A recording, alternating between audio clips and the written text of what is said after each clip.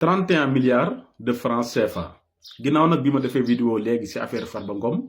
damay ñëw jox leen quelques éléments rek li xewoon ci biir enquête bi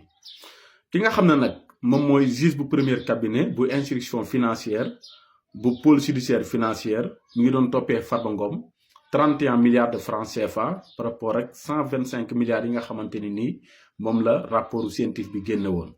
ci biir loolu ki nga xam ne moom mooy Farba Ngom nangu na ne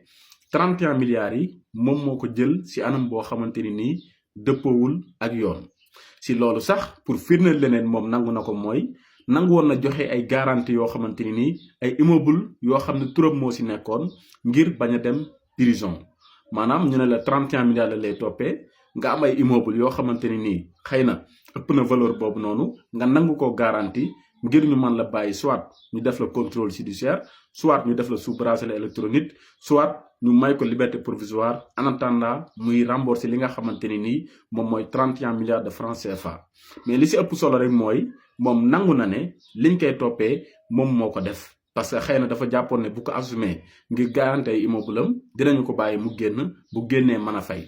mais loolu lépp teewul ki nga xam ne moom mooy juge bu premier cabinet donc dafa insister ngir na nañ ko yóbbu prison soit da koy yóbbu ngir en attendant mu lijjanti fay xaalis bi ñu bàyyi ko mu génn soit ki nga xam ne moom mooy juge bi bëgg tijji li nga xam ne moom mooy information judiciaire maanaam ñu tëj ko ba pare ñu tijjiwaat ay xibaar ngir gëstu ci yan anam la ko jëlee est-ce que amul ñeneen ñu ci laale est-ce que amul leneen loo xamante ni nii toppoon na ci mais loolu lépp nag mi ngi ci responsabilité wu juge bi nga xamante ni nii moom mooy juge premier cabinet bu instruction financière moom mi nga xam ne moom moo doon déglu kii di Farba Ngom